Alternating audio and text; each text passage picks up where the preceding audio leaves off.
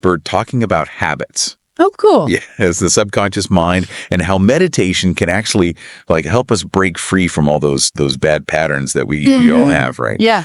And get this. Okay. They compare the body to a trained stallion and talk about how the brain can like become a map to the future. Yeah. I was hooked immediately. Really? Oh, wow. I'm interested to hear what this expert has to say about the science behind habits. Me too. Yeah. So, well, they explained that through repetition, the brain actually starts to eliminate neural connections that aren't being used. Oh. Yeah.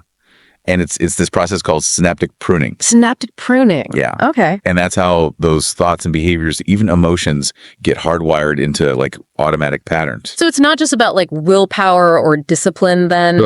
It's like our brains are literally being sculpted by our habits. Exactly, yeah. The expert actually defines a habit as something that you've done so many times that your body knows how to do it better than your mind. Wow, that's kind of unsettling when you think about it. It really is. Who's really in control, you know? No, makes you wonder, right? Yeah. And then it gets even more interesting when you consider how much of our lives is run by these subconscious programs. Oh, yeah. You know? Yeah. So the expert says by the time we hit 35, a whopping 95% of who we are is running on autopilot. 95%. 95%. Wow. Yeah. So that means our morning routine, the way we work, even how we react to people, it's not even a conscious choice. So you're saying that like most of our day is basically pre-programmed. Yeah. I mean, it really makes you wonder, are we just living out variations of the same day over and over? Like we're stuck in a loop. Yeah, that's the good way to put it.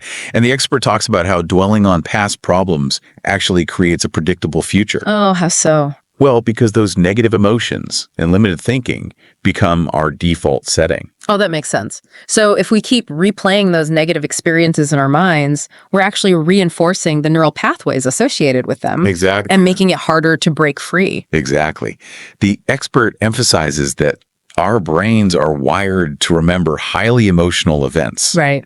Especially trauma. Yeah. And every time we replay those memories, it strengthens those connections. So it makes it even harder to break free from them. So it's almost like we're trapped in a feedback loop. Yeah. Like just constantly rehearsing the same painful scenes on repeat. Yeah. Wow. And what's even more wild is that our bodies don't actually know the difference between what's real and what we're conjuring up in our minds. Really? Yeah. So that even just thinking about a stressful situation can trigger the same physical response as if it were actually happening. Oh, wow. So like when your heart races and your palms get sweaty just thinking about an upcoming presentation. Yeah. That's your body reacting as if you're actually giving the presentation. Exactly. Yeah. It's all driven by the same physiological mechanisms. It is. Yeah. And the expert uses this really powerful phrase, the servant becomes the master. Oh, I like that. Yeah, talking about how those ingrained emotional patterns, those servants can actually end up controlling our desires and actions. So we're not just talking about like bad habits here. This is deeper than that. It is. Yeah, and it gets even deeper. The expert goes on to explain how unresolved emotional reactions can actually extend into like our moods. They can even become ingrained as personality traits. So it's not just a fleeting feeling. No. It actually shapes who we become. Yeah. That's fascinating. They gave this example. Someone asks, why are you so bitter? And the person responds, well, this thing happened to me like 9 months ago. Yeah. It shows how we can get stuck in these extended emotional cycles, letting a single event color our entire outlook. Right. Yeah. Yeah. Like, okay, this is starting to feel a bit heavy. Yeah, a little bit. I mean, are we doomed to repeat the same patterns forever? Well, luckily not. The expert offers a solution. Okay. Meditation. And they really dive deep into how it can help us rewire our brains and break free from those ingrained patterns. I am all ears. Yeah. Tell me more about this rewiring business. Okay. Yeah. Well, what's really interesting is that meditation, it isn't about like emptying your mind or anything like that. Oh, okay. Or achieving some kind of blissful state. You know what I mean? Yeah. It's actually about training your attention. Okay. So the expert describes it as like disconnecting from the external world. All those constant stimuli that keep us locked in those habitual patterns. So by calming the body and quieting the mind, we can start to become aware of our thoughts and emotions. Okay, yeah. Without getting swept away by them. Okay, I'm starting to see how that could be helpful. Yeah. It's like hitting the pause button on that mental hamster wheel we were talking about. Right. But how does just observing our thoughts, how does that actually lead to change? Right. Is it about willpower?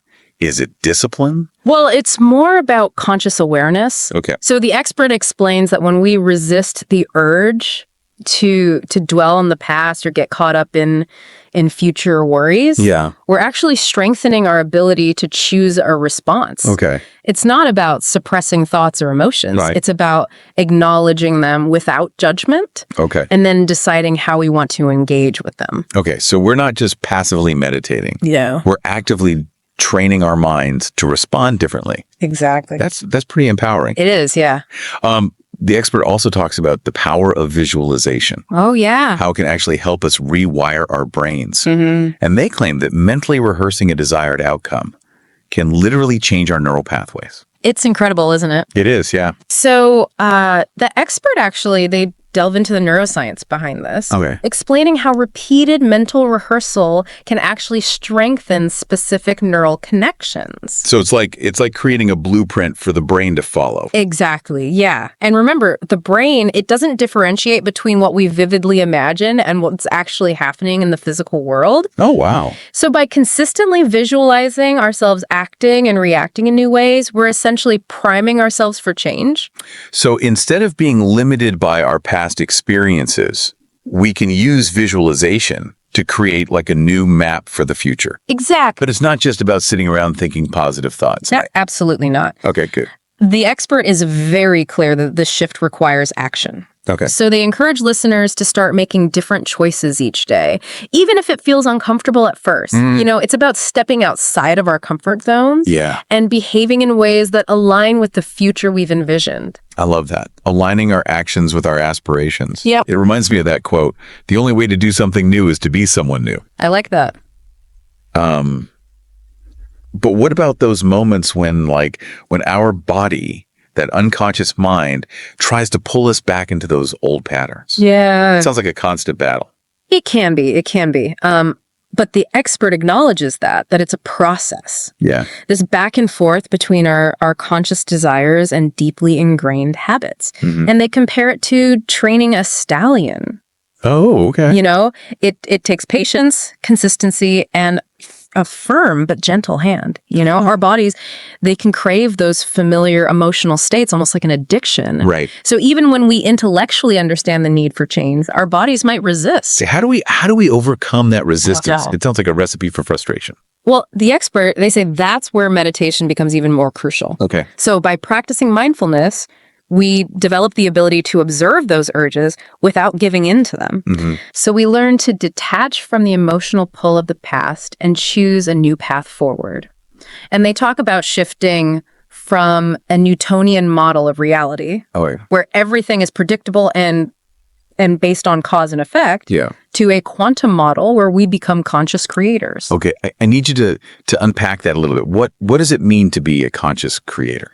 So it's about recognizing that our thoughts and feelings can actually influence our reality. Okay. Instead of waiting for external changes to feel good, we can choose empowering feelings that shape our experiences. Okay. So they give the example of feeling abundant to attract wealth, or feeling empowered to achieve success. So it's about shifting from a victim mentality to a creator mentality. Exactly. Instead of feeling powerless, we're taking responsibility for our thoughts, emotions, and actions. Right. That's a pretty radical idea. It is. And the expert emphasizes that this shift is not about denying the past or pretending that challenges don't exist. It's about recognizing that we have the power to choose a different path forward. This is a lot to take in. Yeah. But it's also incredibly inspiring. It sounds like we're not just changing our minds, we're retraining our bodies, our emotional responses, our entire way of being in the world. It's a total paradigm shift. Exactly. And remember, it's not about achieving some perfect state of being. Yeah. It's about continuous growth, learning, and evolution. Every moment presents an opportunity to make a new choice, Yeah. to break free from those old patterns and step into the fullness of who we truly are.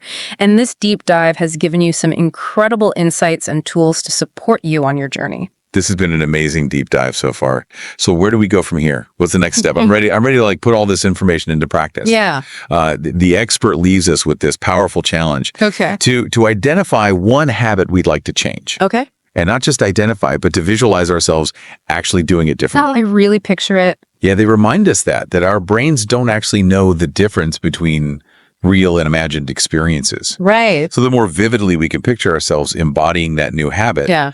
the more we're actually preparing our minds and bodies to make it real. It's like we're planting a seed in the fertile ground of our subconscious. Yeah, And with consistent nurturing, that seed can grow into a powerful new way of being. exactly.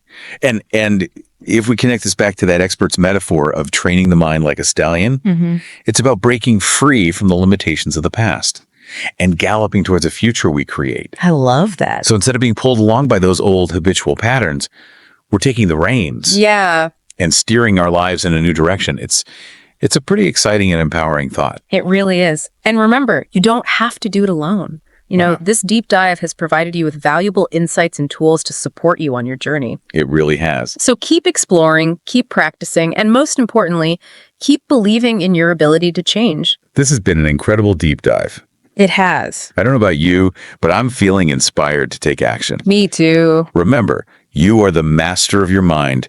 Choose your thoughts, choose your emotions, and create the life you desire. Until next time, keep diving deep and keep discovering the infinite possibilities within you.